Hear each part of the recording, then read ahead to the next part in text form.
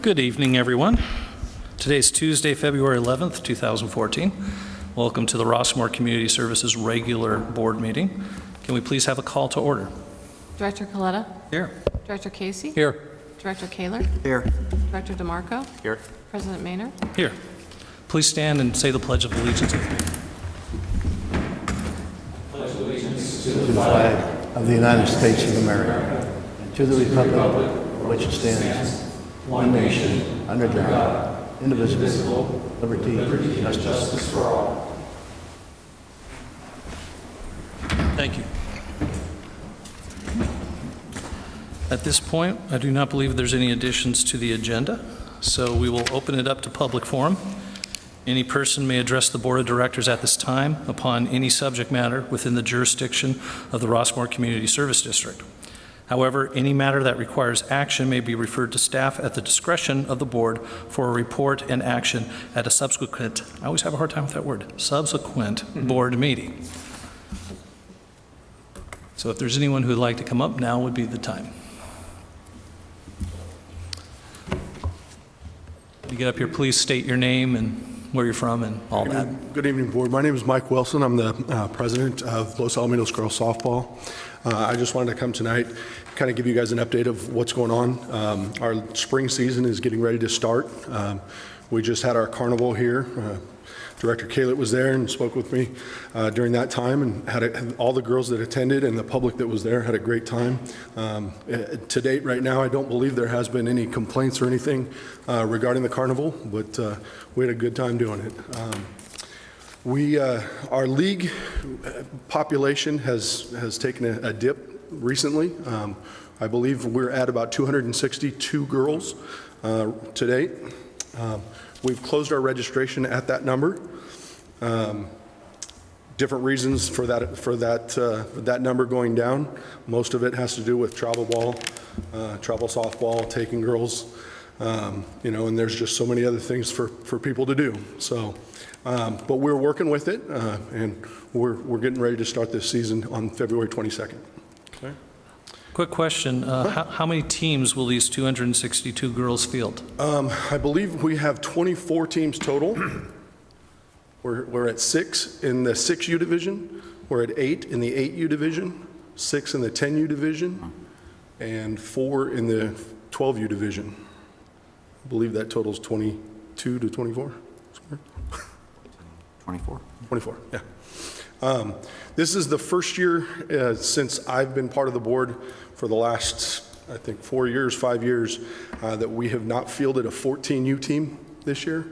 Again, due to travel ball. The team that won nationals last year, the 12U team that won the Western Nationals, most, if not all of those girls went off to travel ball.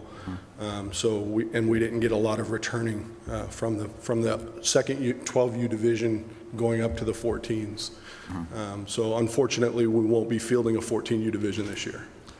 Not knowing a lot about softball, is this an indicator that in the past you guys have trained these girls and gotten them to that higher level quicker? Is that actually kind of a bragging right you might have? Absolutely. In recent history, we've had in the last 4 years, we've had 4 teams that have won Western Nationals, 2 in the 12U division and 2 in the 10U division. We've had multiple district championships in all divisions, from 8s to 10s to 12s, and state championships as well. So it's, the more successful you are, the more your girls are going to play travel ball. Unfortunately, yes. Well, congratulations, I guess. Right? Yeah. So unfortunately, that kind of seems to be the way it's going. We have a good set of girls coming back this year. I think we'll do just as well, if not, I don't know if you can do better than Western Nationals, but we should be competitive. The 12U team that was a first-year 12U team last year, that all of those girls are coming back, actually came in 5th place in the district last year, competing against all second-year players. So we look forward for that team to do well as our 10U team. Our 8U team went to states, took 3rd place, won district. So our 10U team now, the girls that moved up to 10Us, should be very competitive. Okay. So. How many games do you think you're going to have this fall? You know, I was just telling Chris that I was going to get him the schedule hopefully tomorrow night. Okay. We don't know, you know, I don't have a total of how many games we're going to be playing. Should be right around the same as last year. Unfortunately, or fortunately, depending on how you look at it, even though we've had a reduction in population, the amount of teams that we still have are right about the same. What we've done is we've reduced the population of each team versus having the whole, you know, every team at 12 or 13 girls. We have most teams at 10 to 11 girls.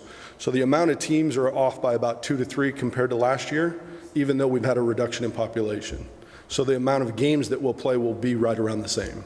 Does that mean the girls get to play more? Yes. Well, that's good. Absolutely, absolutely, because you have less girls on the team. You play 9 in 12U on the field, and everywhere else below, you play 10. So if there's only 10 or 11 girls, there's only 1 girl sitting. If there's 11, if there's 10, there's no girl sitting on defense. And we always bat around anyway, so everybody gets to bat. Okay. So we're looking forward to kicking off this season on February 22nd. Very good. All right. Any questions, gentlemen? No. Thank you for. Thanks for the update. That Thanks, was Mike. That's very great. informative. Thank you. Take care, buddy.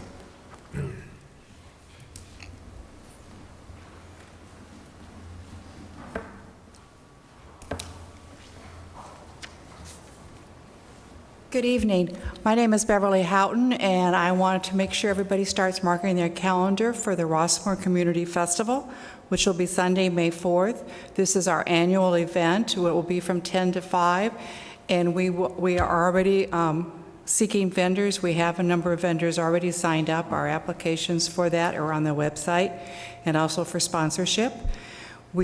We are going to have as many vendors if last year, if not more. We have our all-popular car show, dog parade. We'll have food trucks. We have entertainment and just lots of fun for the whole family. Thank you.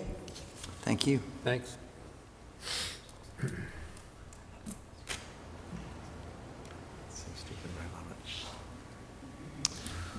Okay, moving on. Let's go to item number D, reports to the board. What say you, Mr. Ruth? Thank you, Mr. President, members of the board. The CIP committee met with staff this past week and have some recommendations for your consideration this evening. Basically, on the IT upgrades that are under consideration this time, the committee recommended that we set aside $17,500 from Fund 40 and put that into Fund 10 to cover those projected expenses.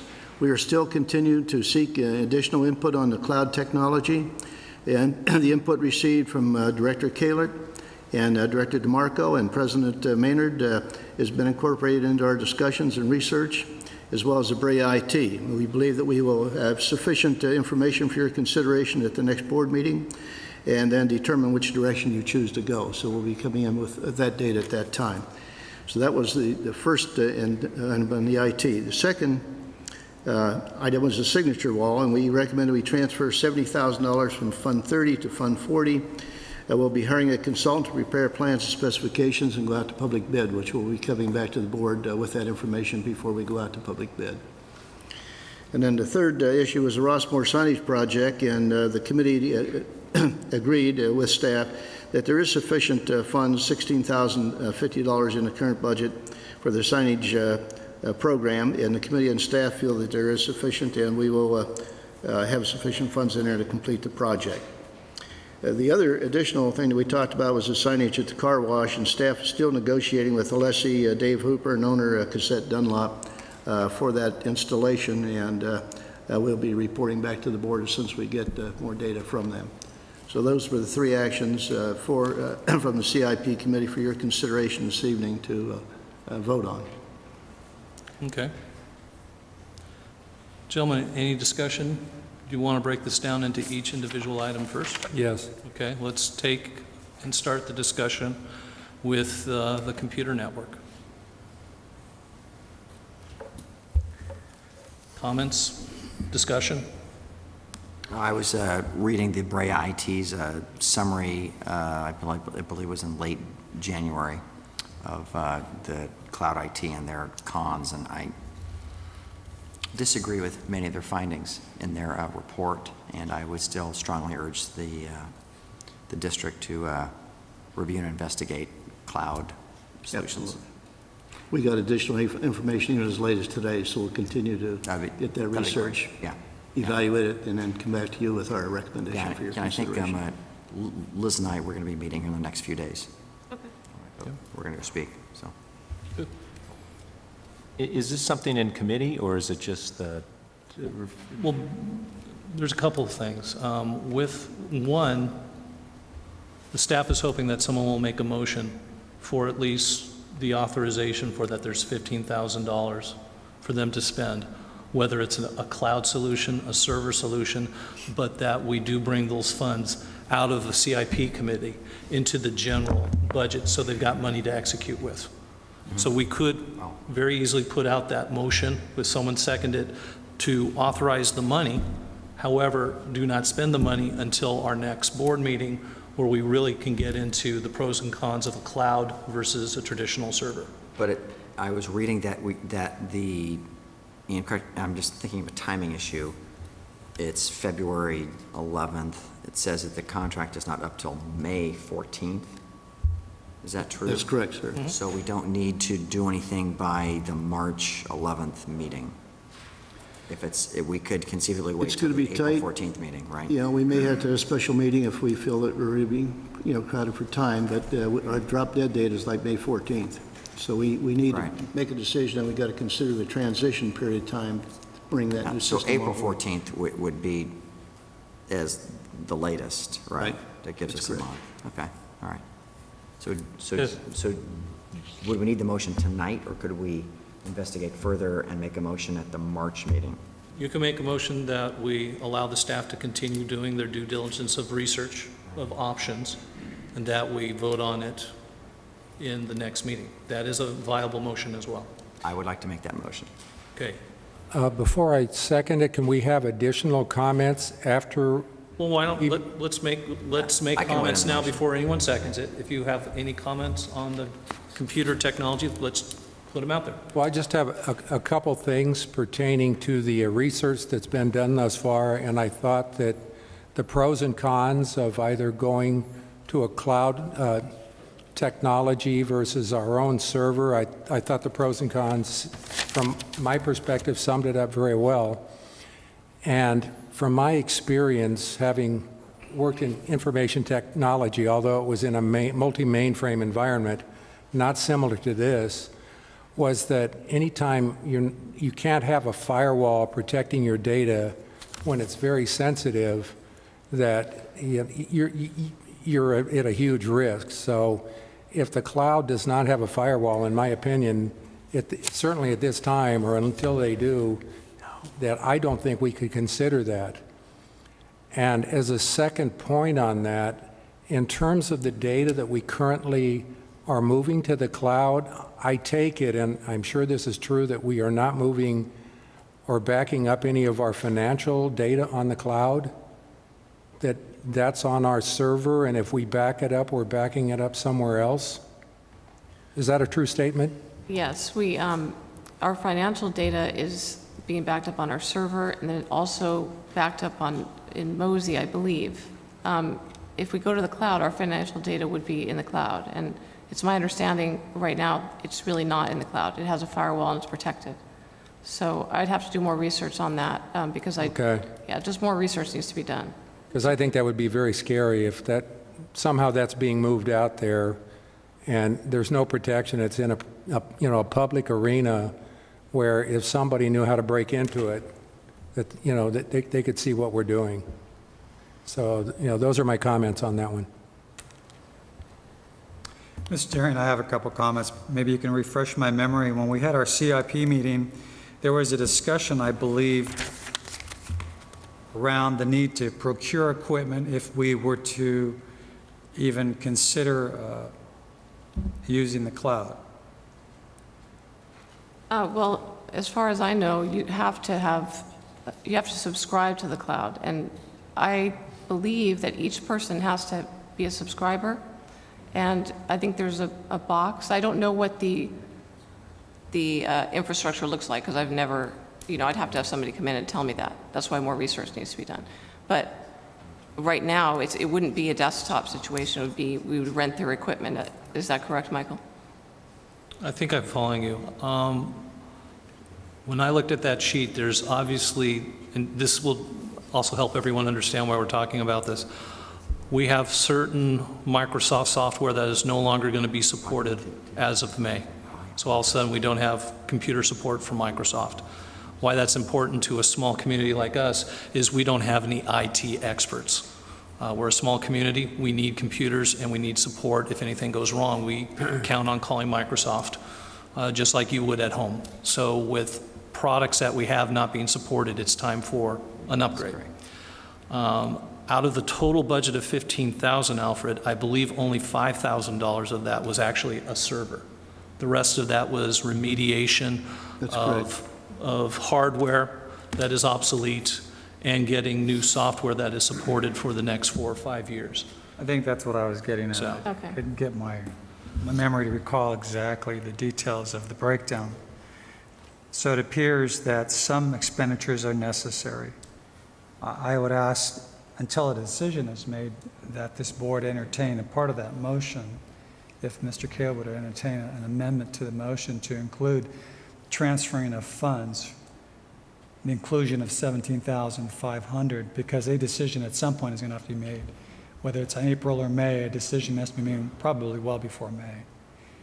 It takes time to make a decision, it takes time for them to implement the decision and to consider who they're going to buy the equipment from, let alone other services that might be necessary for the transition. So how would we modify that motion? Well, you were, I think if I recall your motion, you want to have further information on the cloud technology brought back. I wanted to add in that we include the transfer of the funds. So what would we say? Just amend the motion to include whatever Director If you agree Coletta to said. amend your Yeah. motion. Yeah, sure. Okay, so then I would like to amend the motion to accept what Director Coletta was saying regarding the transference of the funds. Okay. Right now, we're asking for Fund 40 to be the source of the transferring of $17,500 in Fund Sure. 10. Yeah. Yeah. Okay, so Into Fund 10. everyone understands the motion. The motion is not to make a decision tonight on server versus iCloud, but to at least transfer from a capital improvement fund into a general fund. Exactly. That way, we already have designating the funds, we're just not acting upon them. Exactly. Okay, now is there a second? Second. Okay, I'll put it up for vote. All in favor? okay. Wait, one more. I want to just say something. Sure. I don't think we have enough information on this subject. We're talking about $17,000 of and looking at the, and again, I don't know where we got the line item, the 5,000 for the server, and that someone produced that for us, Yes. right? Yes. Okay. The capital expense, I mean, the whole idea around the cloud is not to invest in the hardware. You're investing in a virtual server, and the cost is over time, and it's reduced cost over time. But what I don't think this board knows yet is how secure our data would be. Okay, and certainly if it's not secure, we probably are not going to go with it, but it may be very much secured. We just don't know. I mean, I would imagine there's a lot of big, large companies that are using the cloud right now, much larger than what we are. And we have, I see this, we're having this every few years, we're going to have to reinvest in a capital improvement of hardware. So it's an interesting dilemma that I think we just need more information. I think the report we got was from someone that's involved with the hardware upgrade, purchasing hardware, and it's a lot of money, $15,000. And we need someone that is on the cloud side that really understands the cloud and understands how to transfer a company or entity from pretty much, the old, current technology into newer technology. How is that done? And that's what I would recommend staff do, is to have someone to come in and present a report, just like I think Mr. Ryan did for us on the cloud side.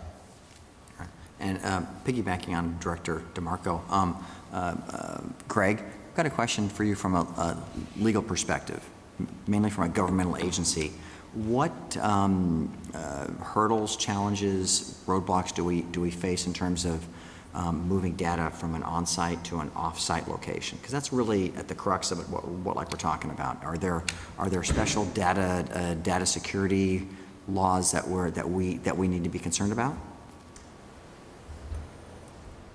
No, it's something that's happening with increasing frequency, but of course you want to have security measures in place for the reasons that have been discussed, but there's no legal impediment to that, so long as access to it is strictly controlled, and any service that you go to is going to offer that, option, that security option. Okay, so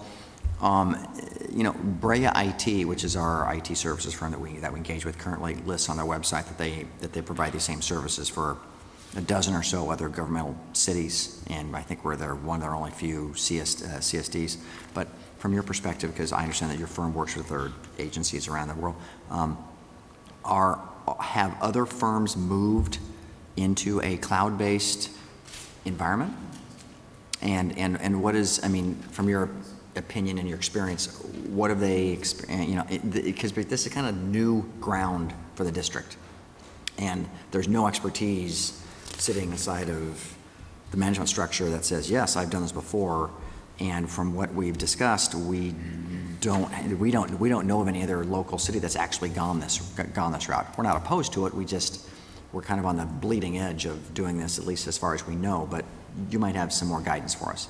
I don't know which of our cities have gone to cloud-based computing and to what degree, but I can certainly inquire with the various IT departments at some of these cities, the larger ones and the smaller ones, and get that information to you and see what their experience has been. But I don't know to what degree. I know there is discussion of it, and I know some cities have done it to some degree, but I don't know precisely. But I could get that information and let you know what their experience is. That would be fantastic, yeah, because I mean, we're like, like right now, Liz has been kicked into her court, and she's trying to assemble this data for us, and it's like, okay, help us, and people are coming to her, and she's not exactly an IT expert. I mean, you do a lot of wonderful things, but that's not your background, and so we're really trying to make a good decision for the community and for the board. And so if you could provide her, that'll be great.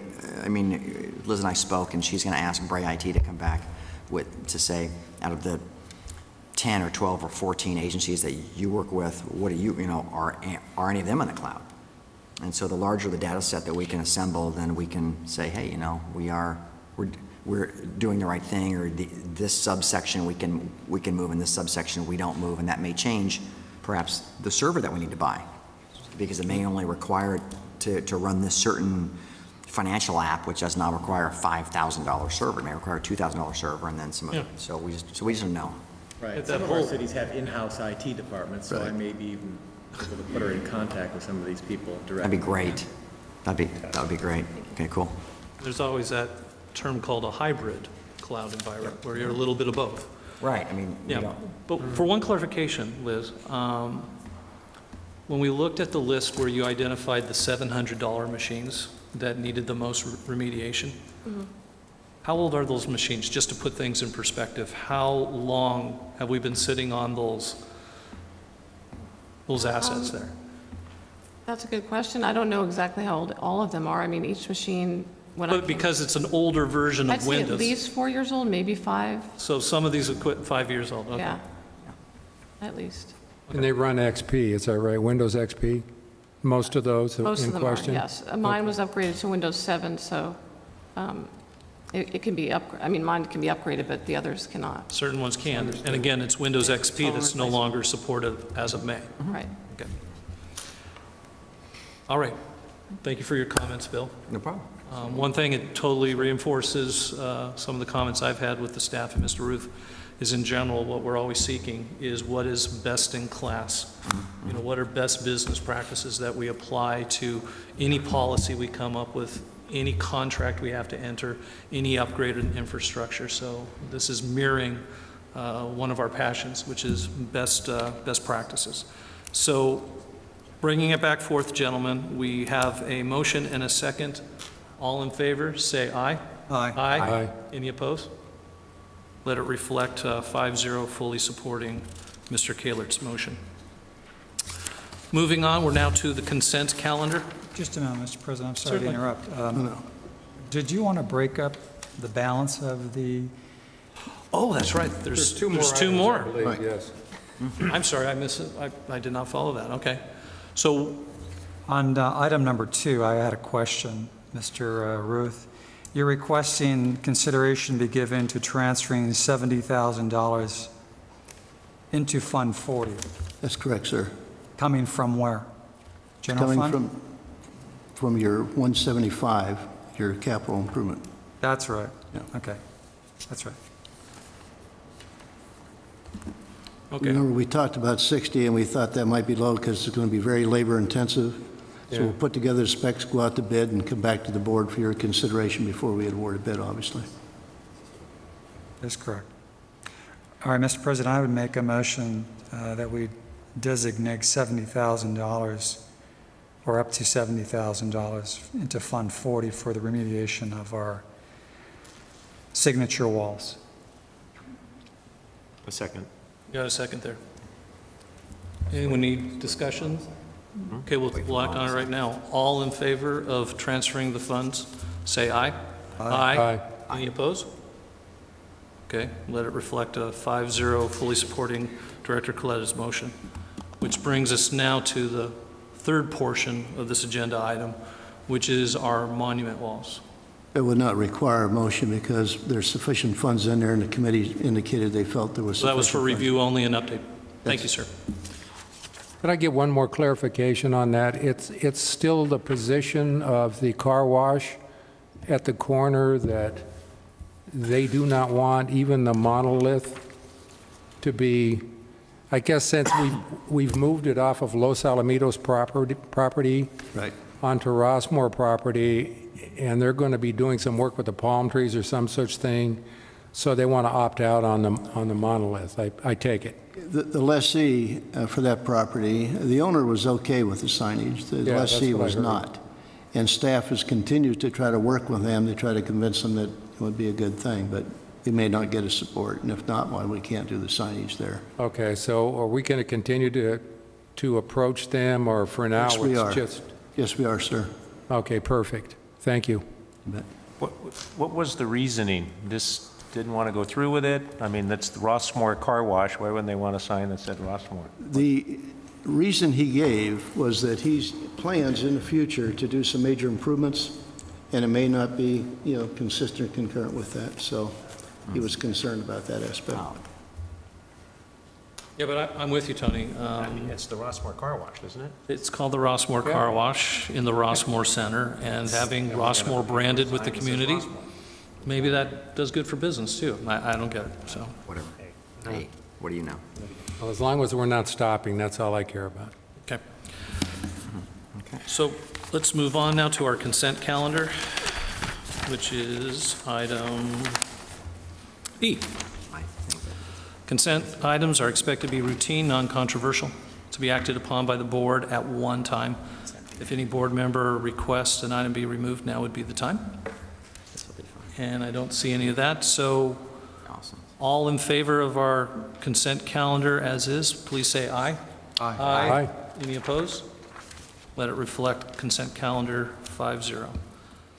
We're now going to move on to our regular calendar, item H1, the FY 2013-2014 mid-year budget adjustments. Yeah.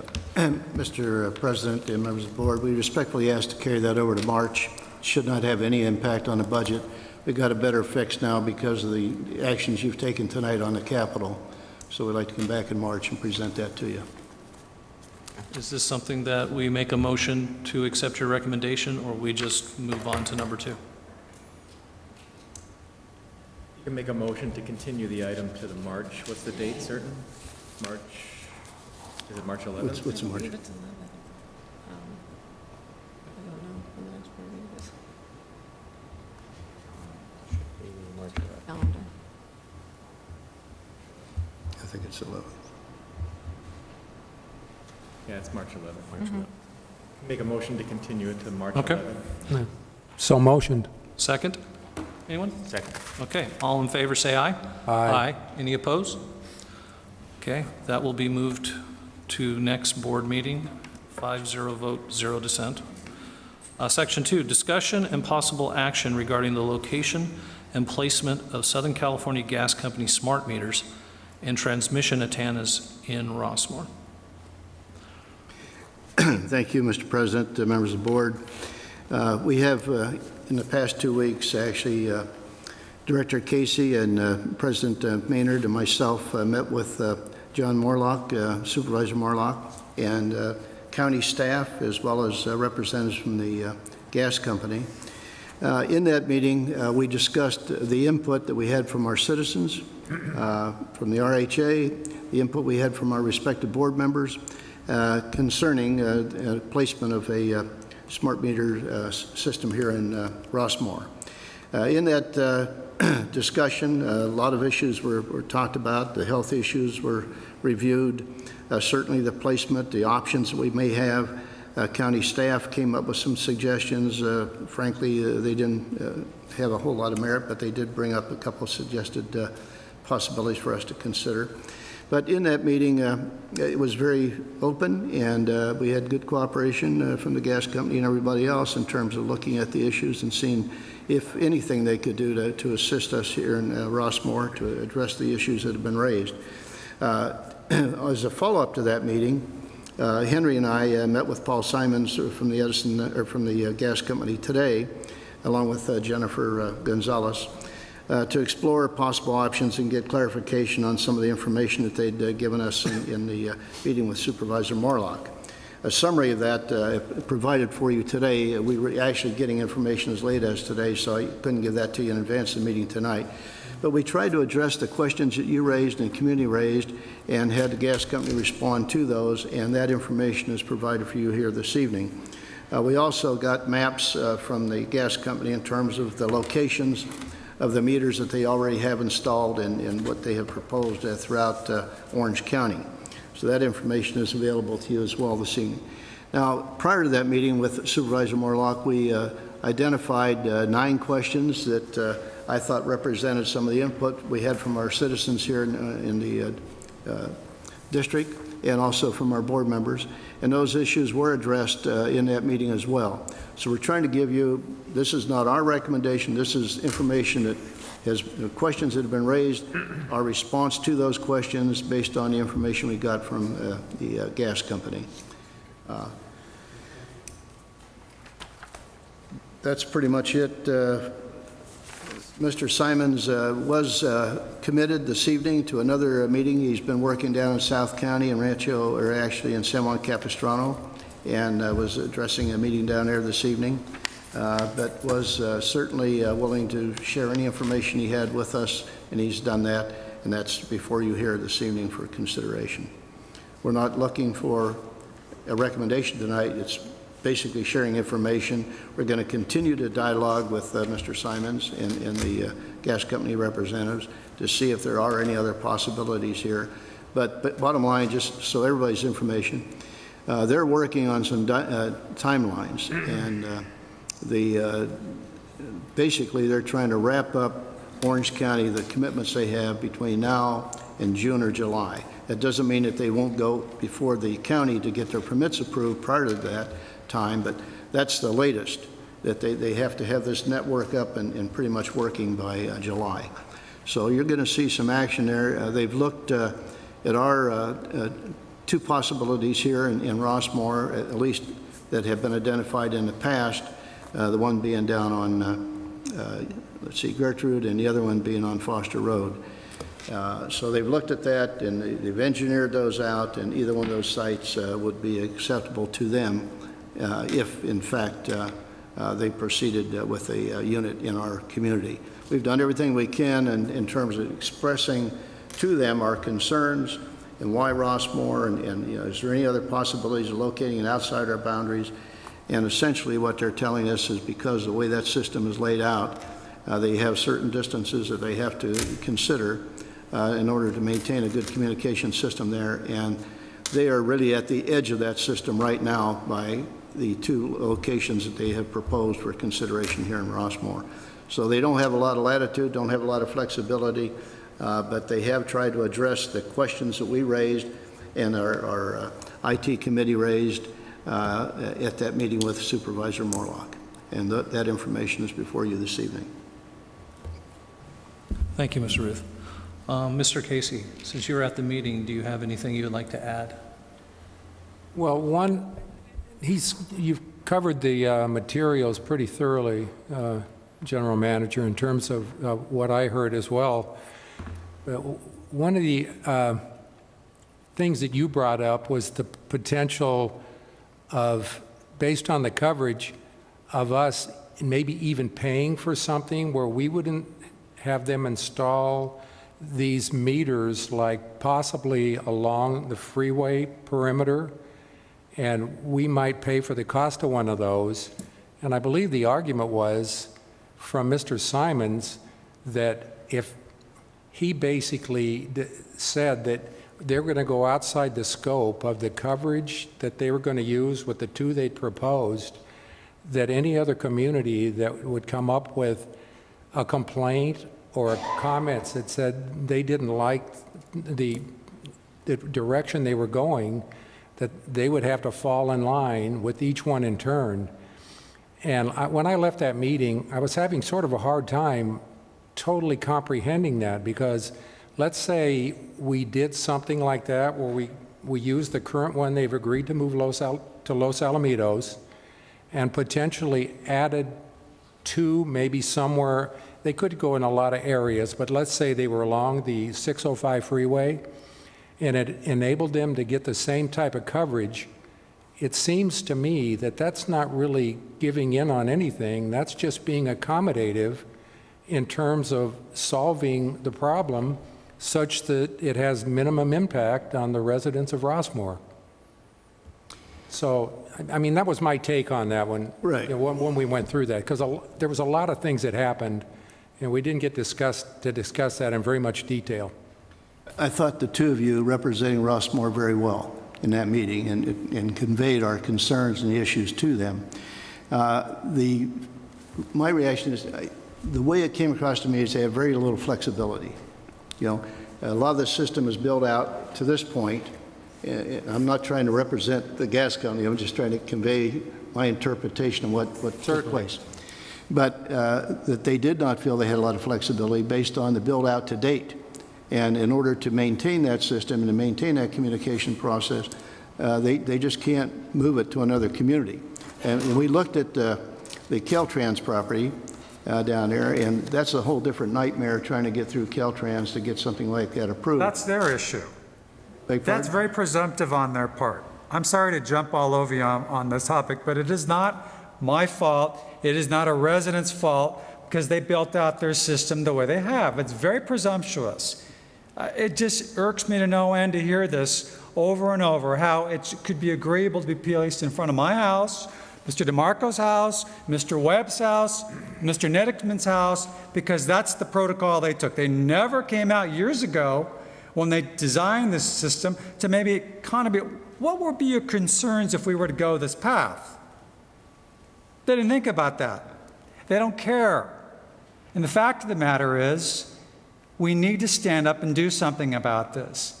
And just saying, you know, well, they've already built out their system and we have to comply. We're the consumer. We are the consumer. And if it means Rossmoor Community Services District and the RHA and the Girl Scouts and LAGSL have to do a fundraiser to move their stinking poles, so be it. But that's where this is at. That is where this is at. It is nauseating to hear the same explanations month after month. just conveying what they expressed I to me. understand, and I'm raising my voice because I want my sentiments to be heard publicly on Channel 3, that I think it's just disgusting that we should have to be considering ourselves to roll over on this. It's not an option. It is not an option. Mr. Kaler doesn't want it in front of his house. Mr. Casey doesn't want it in front of his house. Why do I have to sit here and roll over and say, well, you know, I'm on Old Mill. It's not coming to Old Mill, so it's okay with me. That's wrong. That's why I took the time out to walk out on Foster Road for 2 days on a weekend to get the homeowners to come out here, as well as to write letters. I care.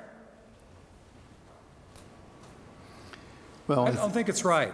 I think we all care. I guess the question is, from a legal standpoint, can you stop it? And, you know, or is the best thing you can do is try to negotiate the best location if they're going to put one in this community, if you can't stop it? Those are the issues. And they're pretty adamant they're moving forward with their program, and they have the authorization from the FPC. The permit hasn't been issued. No, it has not been issued yet, and the county has issued 13 permits here in Orange County, and they're doing them in batches, and they'll be, you know, moving forward with the second batch here in the near future. And he didn't indicate to us between now and June, well, definitely they would be processing all the permits between now and June, covering the area. There's only one city, to my knowledge, here in Orange County that they have not had interaction with, and I think that's San Juan Capistrano. They've met with all the other cities. And they're talking about 300 of these units throughout Orange County, a little under 300. And bottom line, I think San Juan Capistrano is the only city right now that they have not negotiated with or sat down to talk about locations. So, Mr. Ruth, we have given them alternative sites prior to your tenure, I'm sure you have. and they don't even want to discuss it. Just for the record, for everyone's information, when Ms. Montana was sitting where you were at, they refused to meet with her on a subsequent occasion prior to her termination with this community, where we had photographed areas, and they said, no, we traded the one location here on Hedwig and Los Alamitos Boulevard. We gave you something, now you need to give in. Who's going to be the one, who's the scapegoat you're going to give up? And we refused to give up anyone. We said, we gave you some options, you won't even discuss them. They said, no, we've made our trade, that's it. People don't know about that, but that's what they did. They refused to come to the table. There are options.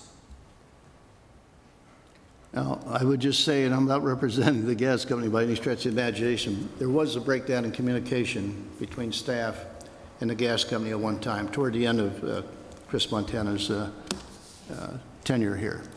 And they indicated to us that they had made overtures to meet, and she never returned the calls.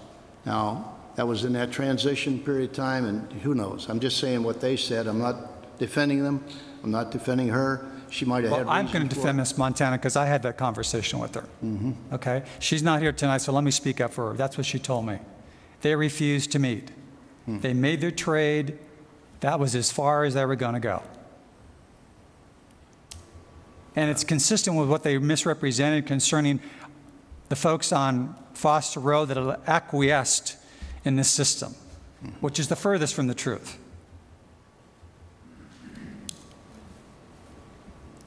Okay. At this point, I see that we have some citizens here. If there's anybody who would like to stand up and speak their mind about the subject matter, we welcome you at this time. Please state your name and what street you live on, okay? My name's Mark Gibbs. I live on Corporate de Oro, so I live right behind the park. Thank you. I wasn't sure what to expect here. I thought this was in favor here, but it's pretty awesome you're against it, and I'm adamantly against it as well. When I moved here about 11 years ago, but I grew up in this area, and we kind of have a little funky house, but at the end of the day, you walk in our backyard, and Bill, I don't know if you've been over there, but you walk in the backyard and I can see the park. There's no houses or anything, and I don't want to see any kind of cell site or any kind of towers, and we don't know all the medical issues that could happen from it. We have telephone wires all over in our backyard here. My neighbor Phil and Vicky and Beth over here, so we've already got lots of things going on. I'm kind of stuck that they've given options. I don't know what the options are or where, but I was on top of Coles would work for me. over by the freeways and all the other places, if that's less than a half a mile, I can't think that the equipment would be that weak that it can't pick up the signals from some other place. And if the guy that's supposed to be here that's defending it is not here, somebody else should be in his place, shouldn't it? I would hope so. I'm thinking you're not the guy to defend it all, you're just the... No way. You're just the information guy. He's the project manager for the But project. did you say that it has to be done by June or July, or? That's our understanding. Yes. So everything should just be put off until they can defend their issues and, Oh, they will. They'll be here. okay. I'm against it, and I'll stand in front of it like anybody else will, so you've got my vote. Okay. All right, thanks.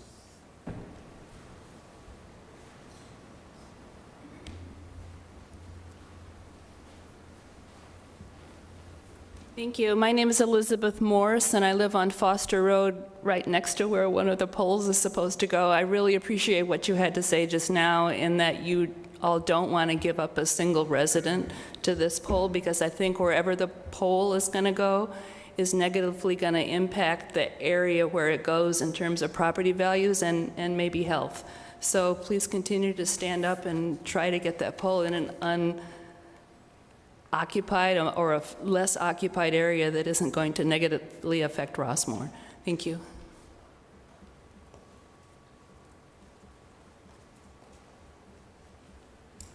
Mark Middickman from the RHA. More of a question than a statement.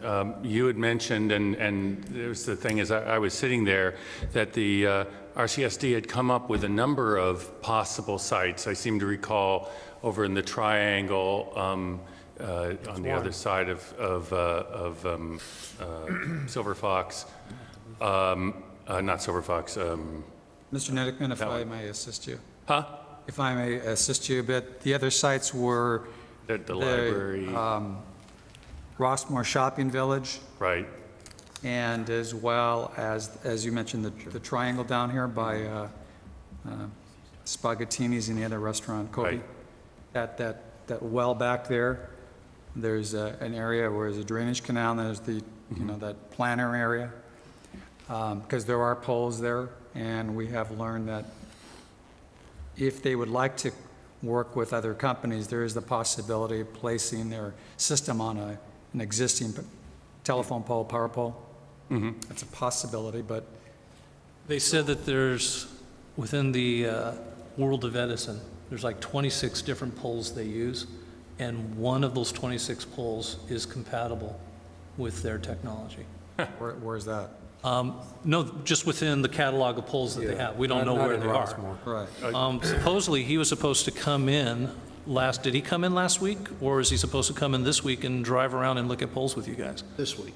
So he's still expected to come in and look around, because I happen to know, when I've kind of looked at poles, that I think we have 4 different types. We pretty much have the one metal one, but we also have some asphalty looking ones and others. So I told him, if you're assuming that just because you saw one of our poles that they're all the same, that's not the case. And again, encouraged him to get back out here again. But please continue, Mr. Nedickman. The last site, Thank you, Mr. but- Nedickman, is the Seal Beach Library, Seal Beach Rossmoor. Right, the library, I remembered that one. And so that was my question. I know I haven't seen the materials that staff handed to you at the last moment. It's not their fault, it's last moment. I'm hoping you're going to put that up on the website so the citizenry will be able to see it, what the gas company is telling you and what the results of the conversations have been. But, so I don't know whether these different sites, it sounds like these different sites weren't brought up again at your recent meetings with No, we brought them up. Did you? Yeah, I Okay. haven't put in my 2 cents because I want everyone else to speak before I put in my 2 cents of how I felt the meeting went and where we are and what we should be happy about and what we shouldn't be happy about. But Because since there's, according to Mr. Coletta, it sounds like they're claiming now that they never rejected those and they never refused to talk about them. It seems like now's the time to you know, put up or shut up. Well, no, their response is this. Okay, I'll give you a little bit of my learning.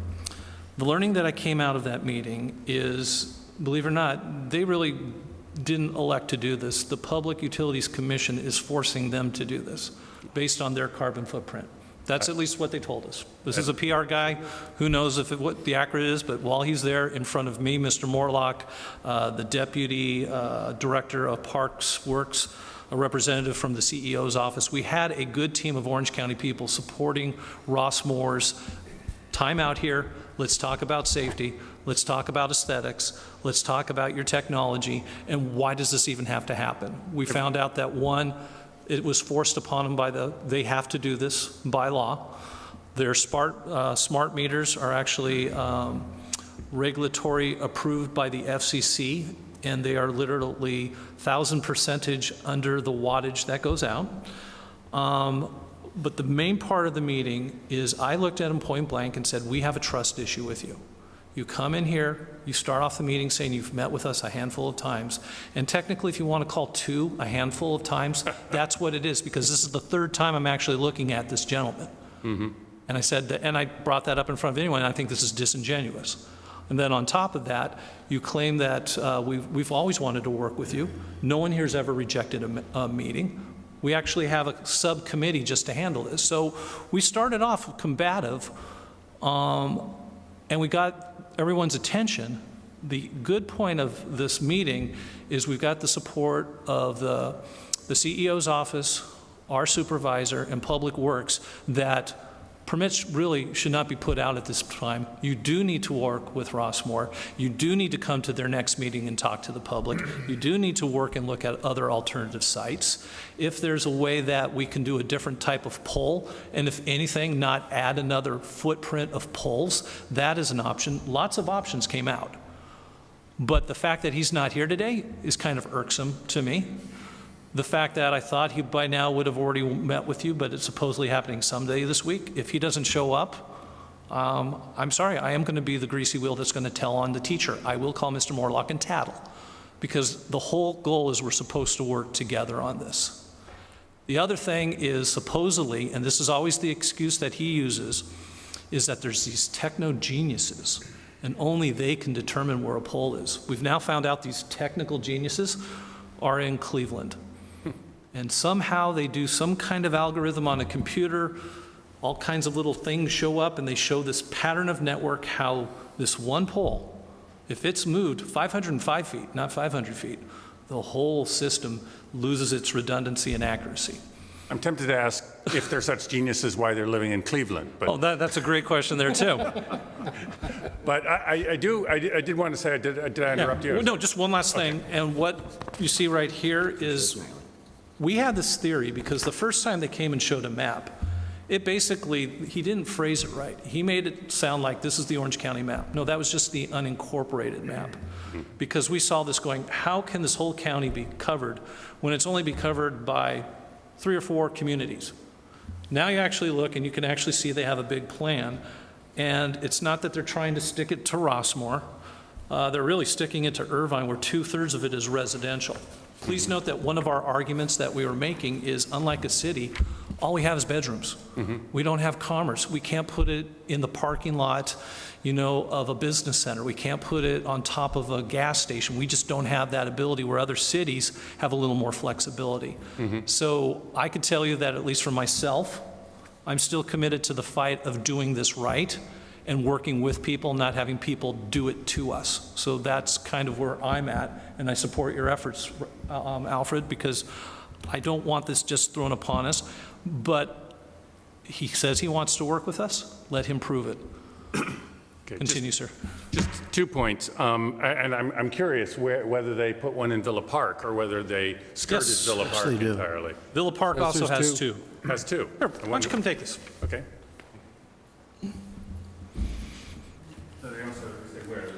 You can read it to people, okay? 2 points I ought to make.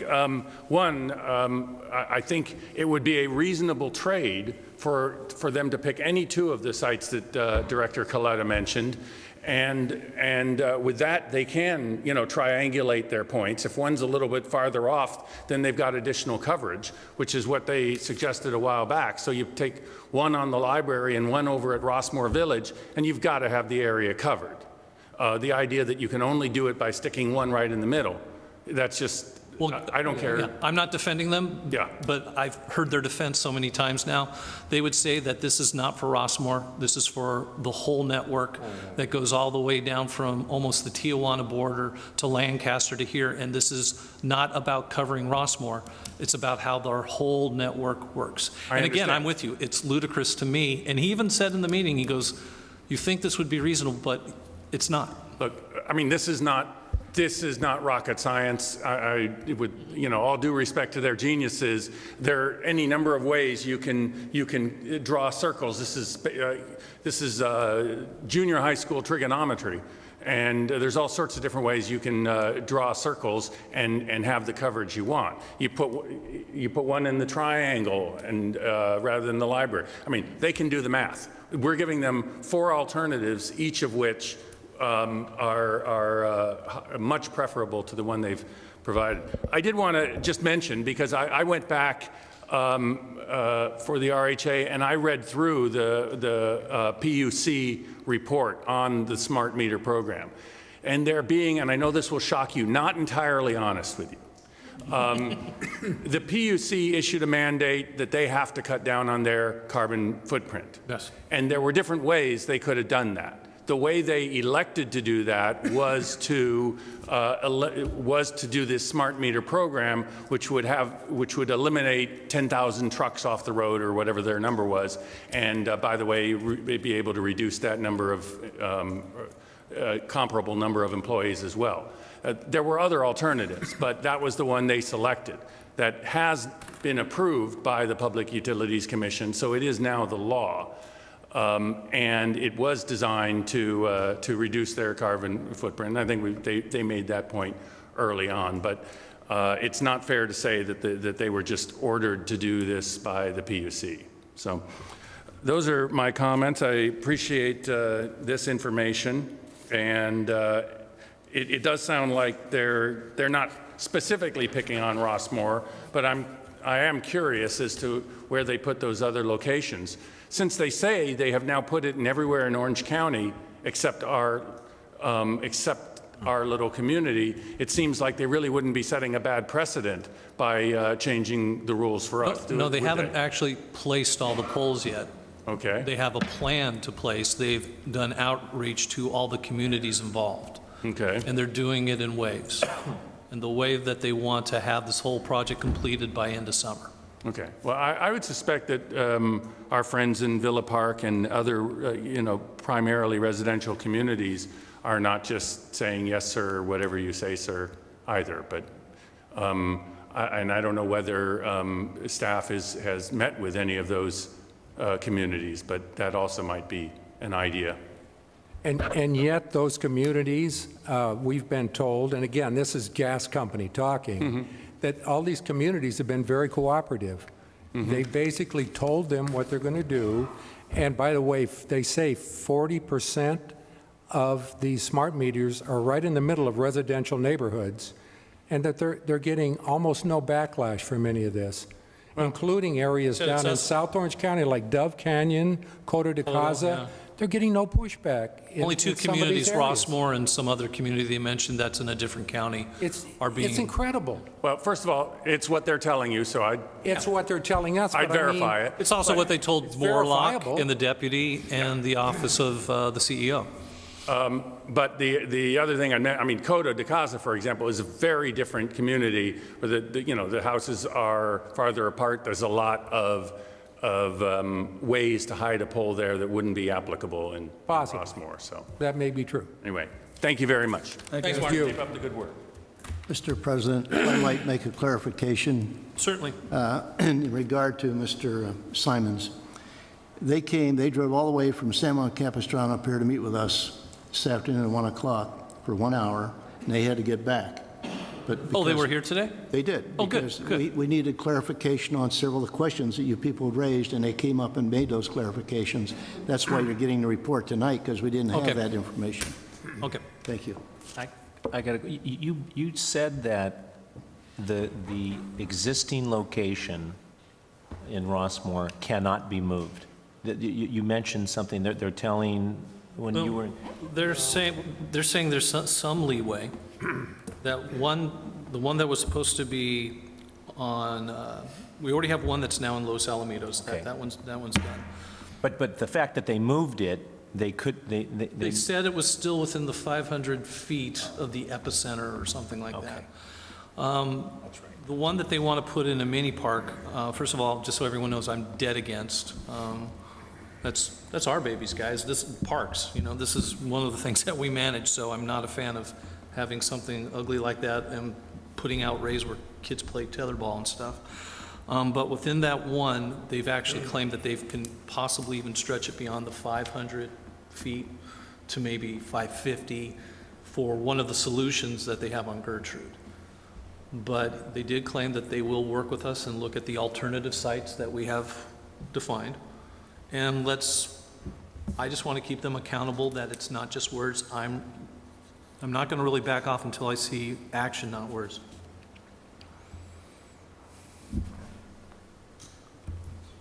And one other thing, the existing poles and the Edison light poles, what was discussed about that?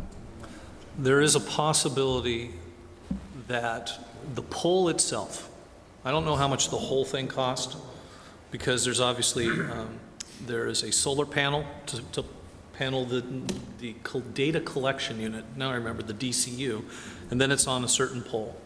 The pole itself, there we go, little picture. A pole that itself, just the pole part, is about $5,000. So if we were ever pushed and we find out that, guys, there's nothing else you can do, and okay, how do we work together? There is a potential that we can take out an existing light pole that we have and replace it with that pole, so it would still have a light pole, and then it would be serving two purposes, and then at least we didn't add an extra thumbprint of poles to our community. That is an option. Is it my favorite option? No, my favorite option is get them on the 605 freeway, with bigger poles, and do two of them instead of one, and so be it, What does that cost, Mr. Maynard? Again, the pole part's only $5,000 each, but an extra data collection unit, Mr. Ruth, did you tell me it was something like 200 grand? If you replaced an Edison pole, if you used one of the Edison poles, Yeah. because they're 24 feet, you need 26 feet. So if you had to replace that pole, I think the overall cost that's around $20,000 was their estimate, which they gave us today. Oh, okay. Yeah. Well, that's new. It's a new figure that they came up. In fact, they called their engineering department. They called us back while they were still there, and that's the number they gave us. Ouch. Roughly between $15,000 and $20,000. And to plant a pole on by the sound wall of the 605, what would that cost be? I'm sorry. To install a pole behind the sound wall as a location would be approximately $20,000. Between 15 and 20. And then the mast where all the technology is would be how much more? The $15,000 to $20,000, Henry, correct me if I'm mistaken, that was for everything, right? Yeah, for everything, 15 to 20. $20,000.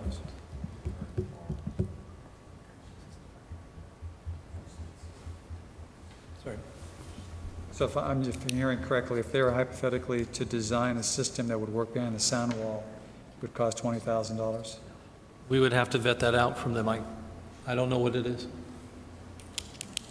We'll run that by them again, see if we can get more information for you on that. Okay. I think that the board needs to give serious consideration to working with them and urging them to move the pole somewhere else, monetarily. So pretty much, how much is it going to cost to move it to another area? I don't know. I'm just saying if it costs $20,000, I think we have to equip the manager, Mr. Ruth, with the ability to communicate, an ability to work a solution, assuming that they're willing to design a system to be non-visible in our residential tracts. I kind of like that. I would also ask that our council work with our general manager to make sure it's appropriate of what we actually can do based on our jurisdiction. Yes, sir, we can do that. I personally can craft the idea that those trees in the parkway are part of our jurisdiction, And I've seen sometimes people, when all of a sudden they start putting something next to another parkway, might damage the roots of our tree. Maybe that's a stretch, but in general, I would hope that this is within our jurisdiction through some means.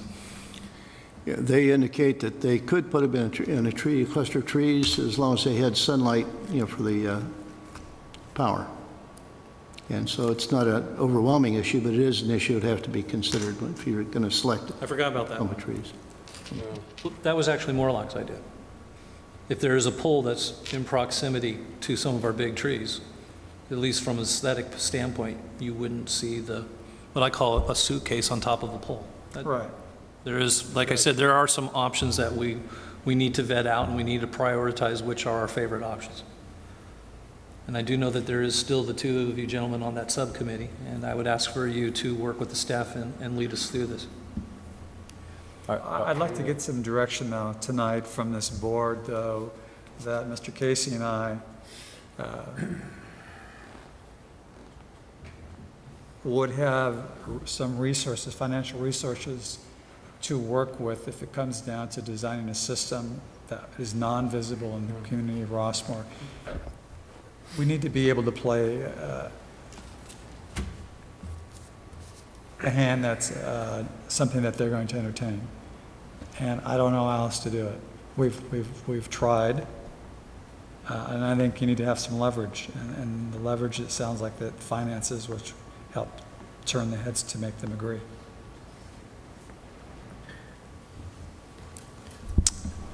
So are you making a motion?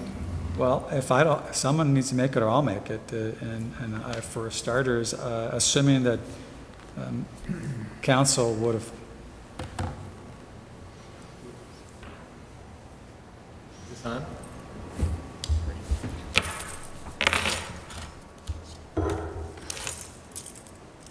It was on.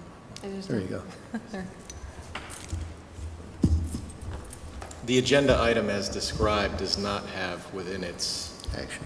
purview, doesn't contemplate the spending of any money or the authorization of any expense in connection with this item. So it's not something that the board can discuss or take action on tonight. There may be other issues associated with that as well that you would want me to look into before you take any such action, but irregardless of that, it's not within the ambit of this agenda description, and therefore it can't be discussed or acted upon tonight. Okay. I'd be more than happy to follow up for you and come back and consider any of those options and get a cost associated with it and come back with a recommendation for your consideration. That'd be great, Mr. Ruth. Yeah. I would like you to work with the subcommittee. Absolutely. And Greg, please provide your counsel as well. Yes, sir. I just wanted to come up before you shut down the public comment. I'm Phil Cowan. My wife Victoria is here. Our neighbor is Mark Gibbs. I submitted a letter to our CSD based on the Santa Cruz ordeal with PG&E. But as late as today, I'm talking to an acquaintance who lives in Fountain Valley, and he appraised me of something that I was not aware of. It appears that appliance manufacturers, that's washers and dryers and supposedly even water heaters, dishwashers, maybe the furnace in your home, air conditioning in your home, these appliances are being modified, and they are being given additional equipment, and I'm not sure what the driving force is, but let me give you a heads up. The equipment that's being contained in these new generation of appliances are being designed to communicate with smart meters. So we're not talking about just gas, we're talking about water and electricity and gas. And if you get your water bill, you probably see that the bill is a little higher than you had expected because you exceeded your allotment. Well, the reason, and this is unpublicized, that these additional features are being added to your appliances is because when you have exceeded your allotment of gas, electricity, or water, the appliance will be able to be shut down remotely. Now, that's not today. That's not in a month. That is coming. So this is the iceberg that sank the Titanic popping up to the surface. And I really appreciate the board's attention to this, because there's much more here that is going to happen in the future. And when you mention the Public Utilities Commission being involved in driving force, that causes me even greater suspicion and apprehension. I've communicated with them on numerous occasions and rarely get a response, and they seem to be oblivious from the public, and yet that's in their name. The claim of efficiency and cost savings is really a smokescreen, because there is a more subversive and involuntary aspect that is being imposed on us. By the way, I wanted to share with you, compromise is defeat on the installment plan. And I got a note from my wife. I must include it. It sounds like John Morlock is punishing Rossmoor because we voted against incorporation. My conclusion is that I hope that you will do all that you can to resist the installation of any of the smart meter technology in our community. The word involuntary exposure really rubs me the wrong way. Thank you. Thank you. Thanks.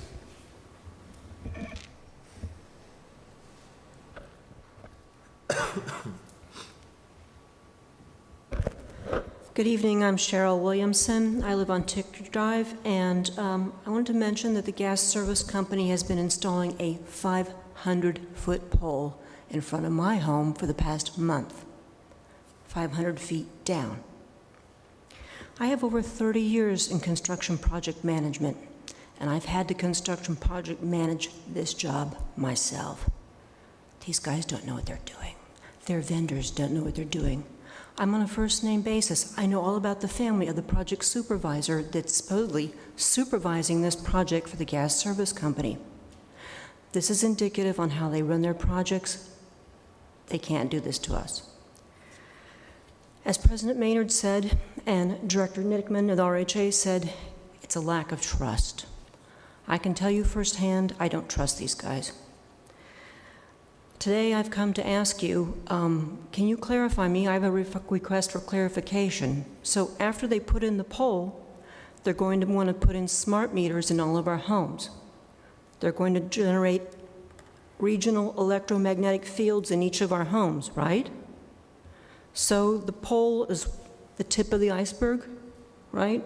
I want to confirm that. This is my request for clarification. So I think we need to focus on opting out clauses, whatever we can do legally on a per home basis. And not all of our community members access the internet as freely as some of us do, so a televised event like this is a good venue to consider communicating that to those that don't have access to the internet or don't do as much as we might do on the internet. That's it for tonight. Thank you. Cheryl, I will clarify that the smart meter will be on your gas meter on the outside of your home. There will be an opt-out, but it will cost you money, and they're still determining what that will be on your monthly bill. But there is a way to opt out. Hello, Erwin Andersman. Listening to your discussion, and I think Mr. Maynard may have alluded to this, but I was thinking about the derricks that are the oil derricks that are outside, off the shore, that they disguise with, makes it look kind of attractive with palm trees and everything. And it occurred to me that something like that could be done here. You could disguise that as a palm tree with only There is that the option. top part protruding, and it may not be that objectionable to the people if they see something like that. It's just an idea. Well, just so you know, there is that option. That's been suggested? They brought up before, the very first time he came and met with us, I want to say 18, 19 months ago, when they pretty much said, here's the future, here's what we're thinking about doing.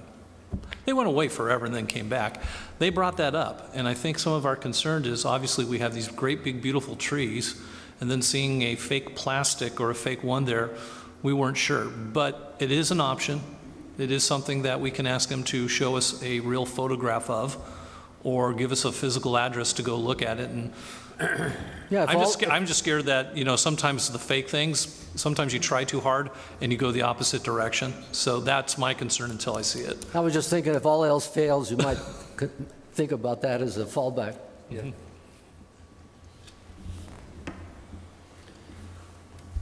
Is there anyone else from the public who would like to make a comment on this before we close this issue down? Or at least close it down for tonight? Okay.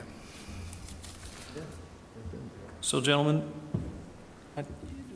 yes? I'm a little, okay, so, yeah, on the agenda, it says discussion and possible action regarding. So, Director Coletta was asking for maybe for direction. So we can't, this board can't give or add any more direction, or just curious? What kind of specific action or direction are you thinking of? Just to come back, that nothing is really off the table, and that we see what all of our options are. I mean, Director Coletta brought up some very good, options that I had not heard of because he's been in these meetings. So I don't want any of them to be kind of muted because he feels he doesn't have authority of this board to to discuss any of the options that are on the table or have not even been thought of yet. And certainly as this has been progressing, there have been more and more options. And I know before I was on this board, I remember the PR guy coming in and none of these options were on the table.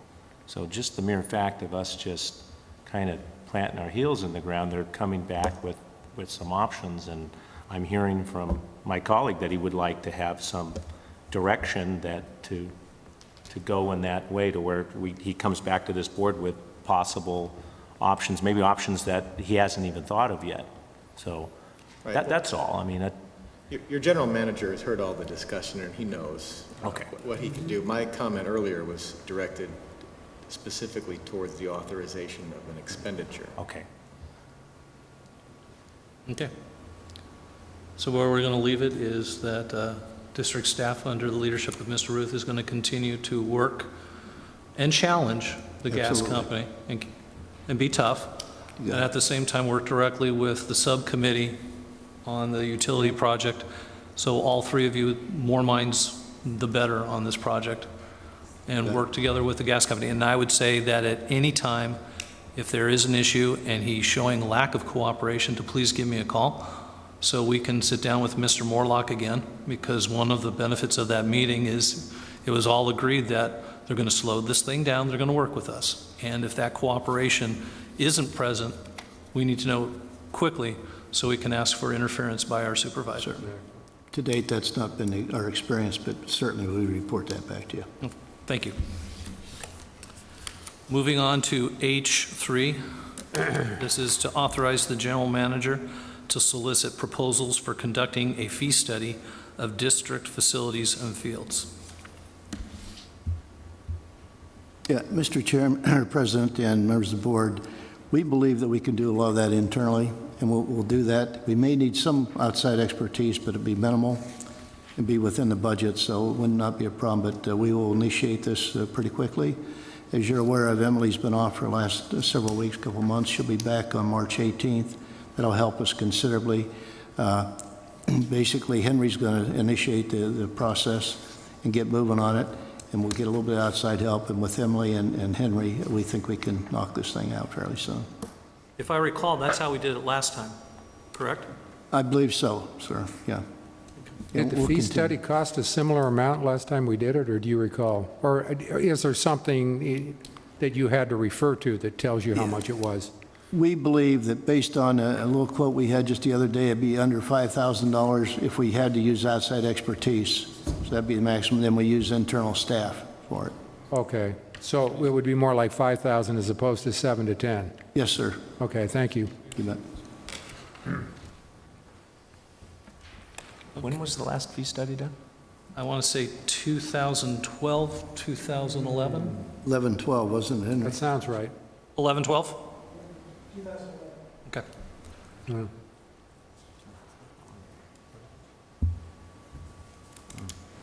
Hello again. I'm confused whether the proposal is to do an outside study or to just have staff do another update like was done 2 and 4 years ago. I thought the proposal was to do a full-blown professional study, which is consistent with the RHA's position in the past. We think that's a really good idea at this point. Okay, now, this is not a research project. Understand. This is our fee study. Understood. And when we, Correct. yes, and we, as we laid out in our letter, we think that's an important part of the overall process of trying to make sure that fees reflect the board's priorities. Those priorities reflect the community's priorities, and so if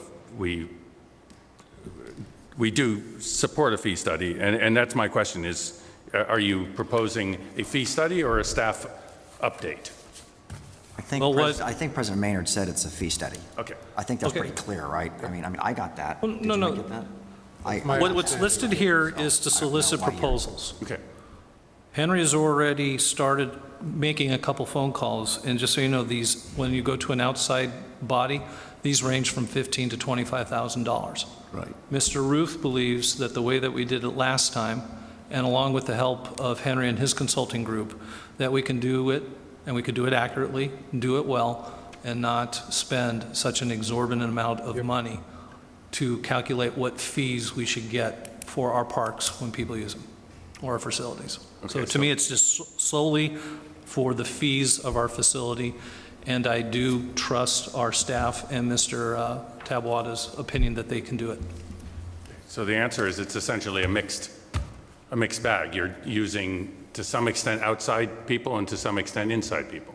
That's correct. Okay. Yes. Hence the confusion. Thank you. That is the recommendation. Does someone want to make a motion to that? Or further discussion?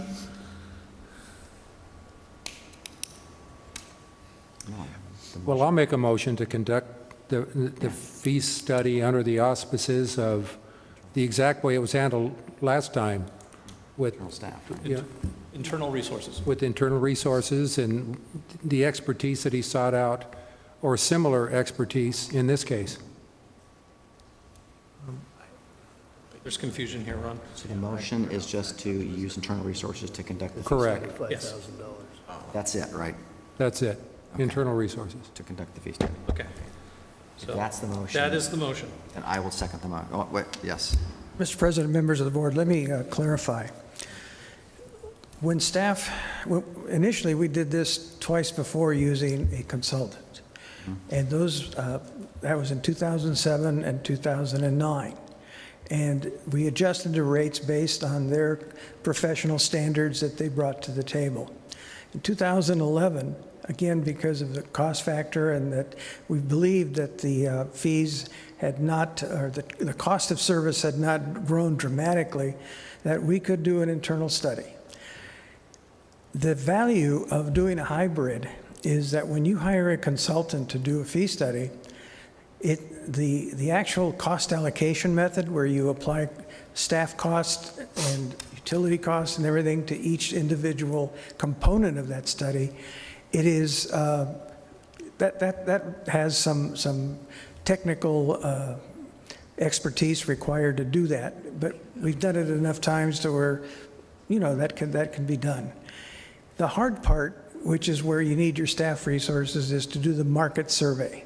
That is, contact your neighboring jurisdictions, determine what they charge for their use, their facilities, and their parks and fields.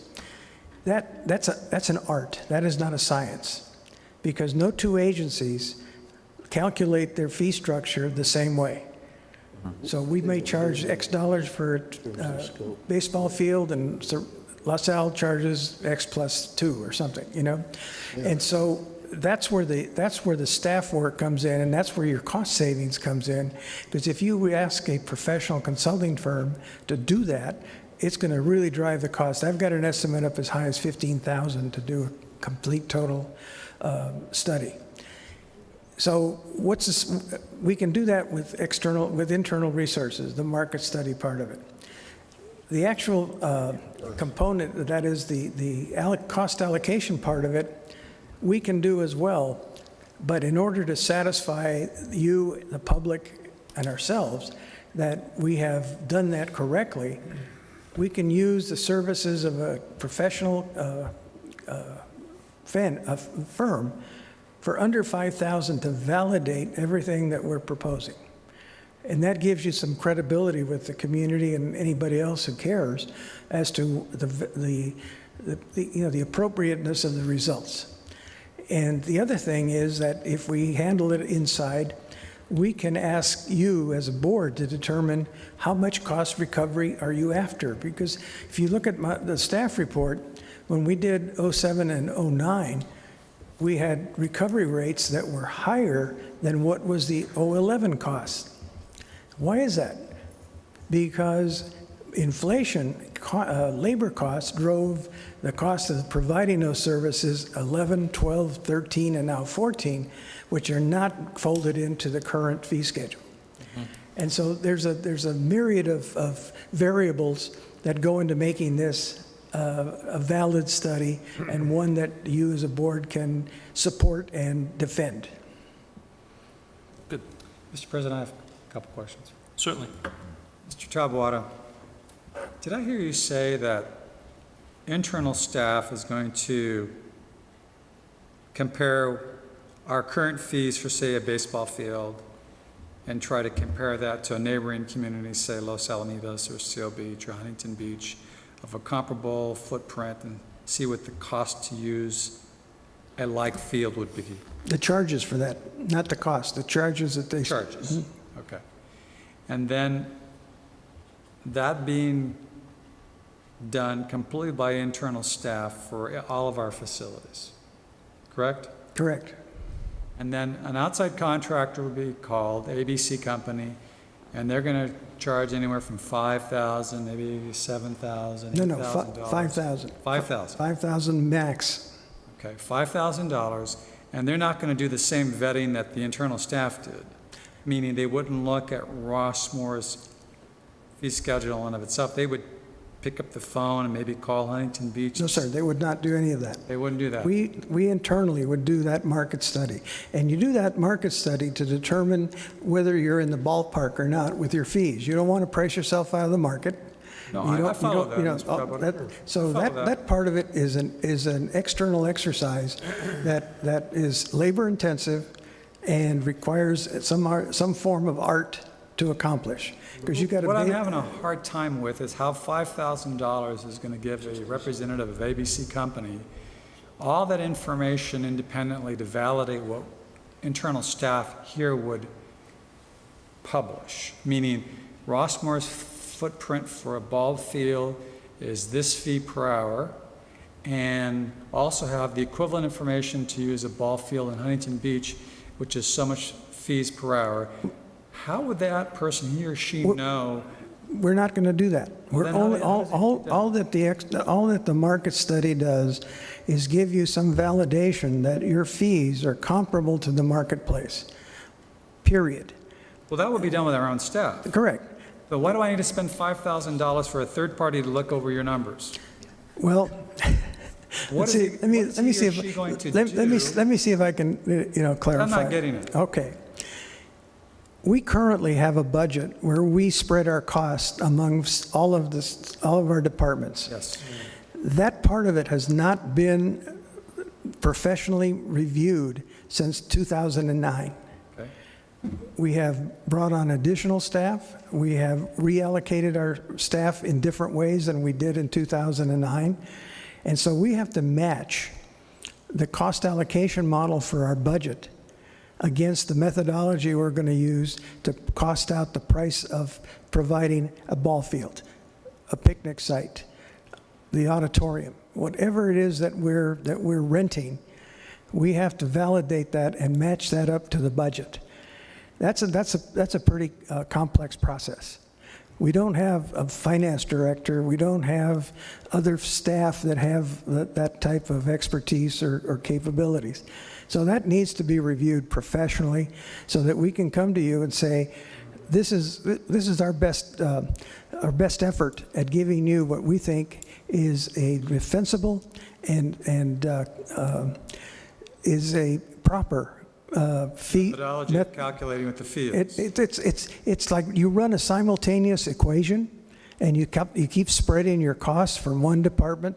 How many hours does the maintenance worker, how much does the general clerk, how much does the accountant, how much does the general manager? All of those costs have to be allocated to each of those activities so that you can basically say, it costs $39 an hour to run or to rent this field.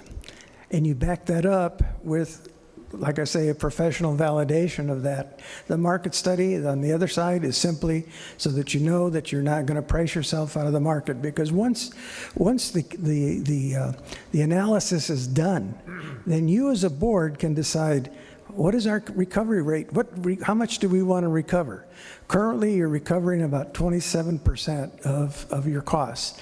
Do you want to recover 30? Do you want to recover for 35? How much of it do you want to recover? You have some budget issues that are coming up at your next budget as we start to look at year-end closing. So you do have some budget issues that you're going to have to really noodle very seriously in the coming year.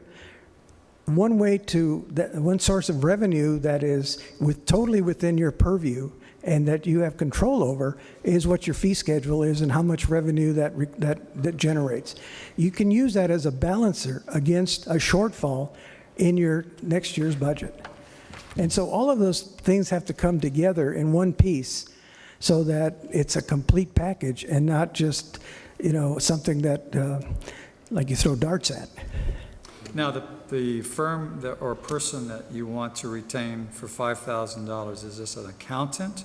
Is this a former city manager? No, sir. Is this a combination of both? What kind of skills? This is a firm that specializes in doing this particular type of analysis. They've done it twice before in 2007 and 2009. So the same firm Same firm, same price, and really it makes better use of our resources to have someone that can tell you quickly whether you're on base or off base. Because we could spend a lot of time crunching those numbers and then come out and find out, gee, this doesn't come out right. I mean, obviously, I think I can do a fee study, but I think you're better off if you have some validation of the results. Would the validation kind of benchmark us against other communities, at least from, again, the term I use is best practices? No, sir. It would only say to you what your cost of service is, okay, and what fee schedule will generate a return on those costs of services. The market study on the other side gives you validation about where you are in the marketplace. Okay. For instance, the city of Los Alamitos recently upped their fee schedule radically. And that caused a whole market shift because people that were renting facilities from them started running to other places to rent facilities. They added a new term called cost per head. So their rates went up, and then on top of that, they charge per head on those fields. So, but I doubt, though, that endeared them to their users. No. And you now have some long-term users who you want to stay with us. You don't want to drive them off, but you also want them to be responsible in paying their fair share. Right. Just so you know, I've been harping on Henry since September to do this. This is something that I think is overdue, something that we need to have done. The idea of doing a validation each and every time, I don't agree with, but the fact that we haven't done it since 2009, it's kind of like, in my field of work, doing, skip lot batch testing and having your methods validated twice a year by the USP or something like that. I guarantee you, you're going to get your money's worth. Yeah, so I think this is an important project to do. I think it's something that we need to move on quickly. And I would hope that there's a motion out here to use internal services with the caveat of having it validated. I also want the board at the right time, we do need to discuss what is our objective of cost recovery. If we're currently at 27, I would hope that this is a process where we can be involved and actually have the tough discussion of what are we trying to achieve? Are we trying to maintain our 27% recovery? Or through the help of experts, is it reasonable trying to get 35% of our recovery? And I think those are necessary conversations that this board needs to have. According to your budget schedule, you'll get estimates to close for this year-end closing in the April-May timeframe. Okay. That's going to give us an indication of where we are, if there's carryover or a shortfall in this year's final budget. For planning during the month of June, July, and August, you will be able to factor in what are your revenue sources against your projected expenses. And if there is a shortfall there, this is certainly one way to level it if you choose to do so. Is it in the realm of possibility to have this new, just looking at the timeline, have a new fee study approved, obviously discussions approved, and then in force by the beginning of next fiscal? That's the goal. That is the goal? Okay, I love it, I love it, I love it, good. So, is there a motion on this? Is there a motion? Yeah. I don't even know, is there a motion? I think there was a motion. Okay, then whoever made the motion, please restate it with the contingency of the validation and putting it on record of a timeline of next fiscal execution. So, is someone going to make that? I don't mind making it. Go for it. I'm gonna. So, I move that we direct staff to help me out here to Do an internal fees study. do an internal fee study with staff with a third-party contractor to validate. Validate our findings. And we do this by the next fiscal or this fiscal, end of this fiscal year, or actually prior to, because we got to vote on it. Prior to your adoption of your next year's budget. Prior to the adoption of next year's budget. Well stated. Thank you, Henry. Second. Is there a second? Okay. All in favor, say aye. Aye. Aye. Any opposed? Let it be known that that was 5-0 vote. Moving on. Mr. Ruth, do you have any general manager items to discuss? Thank you, Mr. President, members of the board. Just a couple, 3 informational items for your consideration. Just this past week, I met with Ralph Vardabedian from RHA, chair of the traffic committee, and he raised some issues with me in terms of the Los Alamos School District and their impact on our community due to increased number of students who are out-of-district transfers. He indicated to me that those additional trips are like 500 to 1,000 per day, and that it is having an impact in traffic and parking and some other issues. The school district has hired a consultant to work on this issue, and we'll be waiting for the school district's recommendation, the consultant's recommendations to address those issues back to the RHA, and I'll keep you informed in terms of the status of that. The second issue was we got a call from Sean Cromley, Assistant City Manager in Seal Beach, relative to some complaints that they have received recently about the exit from the Target Center. And as you all recall, that as you come out of there, you can only go left or right, and you can't go straight ahead into St. Cloud. And he said that they have had complaints, and it's entirely up to us. And he said that they would continue to cooperate with us, and if we wanted to change anything, they'd be more than happy to be responsive to any recommendations that we would have. But he said they have been getting some increased complaints on that issue. And then the third item I have is just Tuesday on the 25th at 4 p.m. We're going to have the Budget Committee meeting, and we're trying to, after that meeting, depending on the availability of board members, to have the Parks and Facilities Committee meeting following that. That's all I have, Mr. Chairman. President.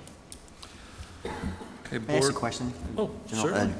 General Manager Ruth, and when that Target Center was built out several years ago, I believe you're speaking about the ability to go from St. Cloud, was it the west or north, from in back of the CVS across Catella? I think you're going east, west-east. West-east? Okay. West, okay. traveling east. CVS into our community. Right, which would be east to west. East to west, yeah. Right, okay, okay. Wasn't there something, wasn't the community saying we don't want to have that happen, which is why that egress and ingress was not able to be made that way? Yeah, I wasn't here, but obviously that's my understanding, that there was some pushback. I think it was an RHA thing. Can help us. It was, and I could throw myself on my sword, but it wasn't me and it wasn't my sword. So, Okay. A brief history, yes. When they were originally designing that, some people, some members of the RHA board, none of whom are still there, expressed concerns that if you allowed Target shoppers to go directly into St. Cloud, and there's two issues: St. Cloud into the Target Center into St. Cloud. And they expressed concerns about that, and Seal Beach therefore prohibited you going straight. With all due respect to the RHA board members at the time, I think that was one of the dumbest things they ever suggested. Yeah. And it makes no sense. And you ought to be able to go from St. Cloud directly into the Target Center, because it has a major impact with traffic, because everybody has to take a left and then wait for the next light and then take a right, and vice versa going back. It makes no sense at all. It increases the traffic. It makes accidents more likely.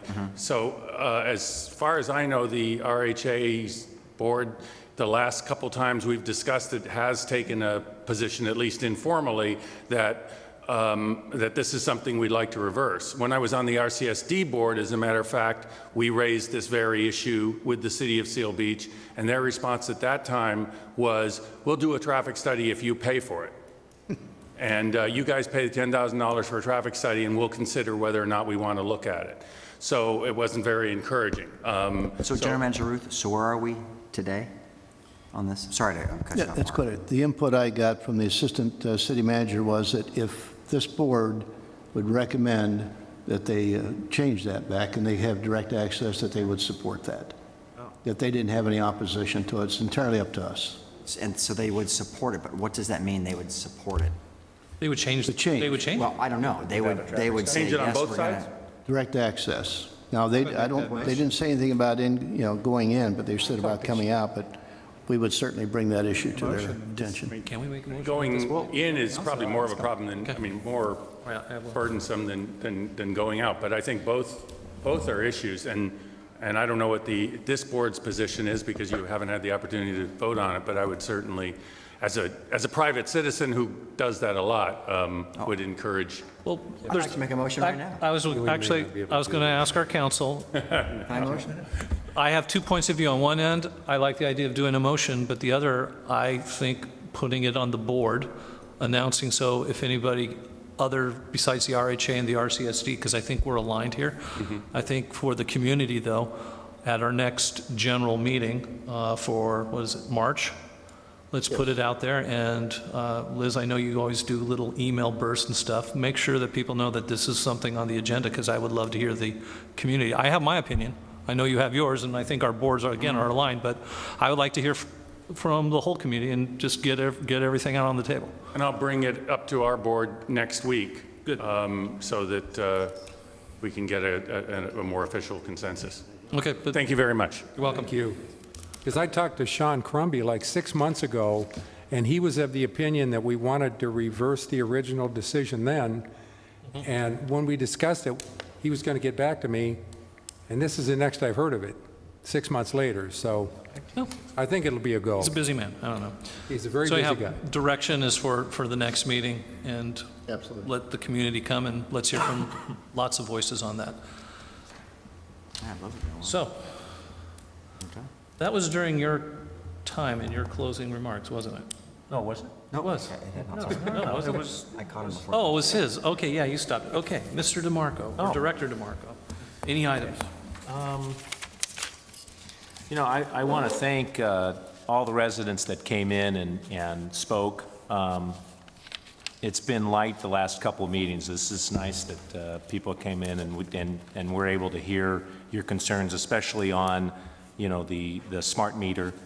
I want to thank Director Coletta also for spending time, him and Director Casey. Mr. Casey as well. And I thank both of you for, you know, having or keeping the momentum up on this issue and allowing, because I know Director Coletta, you went out and knocked on doors and we're able to influence hopefully these people to come in and get this, you know, at a point where maybe we can come up with some options that are viable to Rossmoor. So I want to thank all the residents for doing that, coming in. That's about it. I want to share that, you know, we've had problems with coyotes in the past, and I just wanted to share that on this past Sunday in the afternoon, friends of ours' son saw one. I forget what street. It was just a few blocks away from Bostonian. So and it was broad daylight, and I went over there to you know, drive around to see if I could see it. And, you know, there's people riding their bikes and stuff like that, and it's just amazing that threat is still out there in Rossmoor, and just want to remind everyone about that. That's it. Thank you. Director Kaler? Just a couple items. General Manager Ruth, I think it's, I'm very encouraged by this egress, ingress thing with going across from St. Cloud to Catella. It's been a thorn in my side for multiple years. But I think it'd be great if we could get the community here to come in to discuss it and to lend their input. So I look forward to hearing that at the next meeting. Mr. Tabawada, it's very odd to see you sitting in the audience there and not over there, but at least at least you're here, yep. So I like to see that. Just everybody, please have a safe Friday evening. It's Valentine's Day, and we don't want to have any unfortunate incidents. So with that, that's all I have. Director Casey. Well, first, I'd like to thank everyone for coming tonight for the gas company collection unit issue in the smart meters. Those of you that I talked to on Saturday, I appreciate it, and I hope Mr. Cowan doesn't mind that I slipped a notice through his mailbox of the meeting. I'm not sure that's why you showed up. You may have heard it otherwise, but anyway, I appreciate you for being here. And lastly, I just want to make sure that and I know Mr. Ruth understands this, at any time we hear from the gas company and they're going to be interfacing with us, I want to be involved in whatever's going on with those activities. And I know you already know that, but I'm just reinforcing it. And that's it tonight. Thank you, Mr. Casey, for taking time on the weekend to visit the residents on Foster Road. And I want to thank the residents for attending this evening, and I would ask you, as you have the moment to meet with your neighbor, to continue the dialogue. Use it as a segue to establish some community, and hopefully a few more letters will come in as well. They're noted for the record. They are forwarded to Mr. Morlock. They are forwarded to the gas company. And the more of a footprint in opposition, the stronger and the unified that we will be.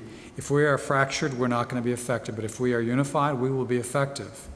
And this board wants to know that we are unified, and not just in ourselves, but that the community does want us to, if you will, speak. And I know you do. And so it's well received, and I appreciate you do attending this evening. I know it's a sacrifice of your personal time, and it's appreciated. I too want to thank everyone for your participation in the process. We have a great community here that we all love, and we're very protective. If that makes the gas company think we're wacko, let them think that. But What they do. we're going to ask questions, we're going to challenge, and if they do want to work with us, we are willing to do that, but we're not going to be their doormat. I also want to thank the representative of the Girls Softball League to come in here and tell us about the status, and sorry to hear about your 14 team, but I'm also very excited that the girls got to that higher level of play. So that's good news and sad news at the same time. So at this point, we do have a closed session that the five of us need to go, but thank you for coming out tonight, and we're going to convene 5-minute bio break, and then we'll be in a closed session. If there's anyone present that would like to address the board on the single closed session item, now would be the time. Okay, if anyone's curious, I don't think they are, but They're halfway. nonetheless. Okay. Okay, we have just come out of our closed session with our legal counsel, and I'd ask legal counsel to summarize what has taken place. At approximately 9:15 this evening, the board convened in closed session pursuant to Government Code Section 54956.9, subdivision D1. The board discussed the single item that was on its closed session agenda and took no reportable action. That concludes my report. Thank you. Is there a motion for adjournment? So moved. Second? Second. All in Second. favor? Aye. Aye. Meeting adjourned.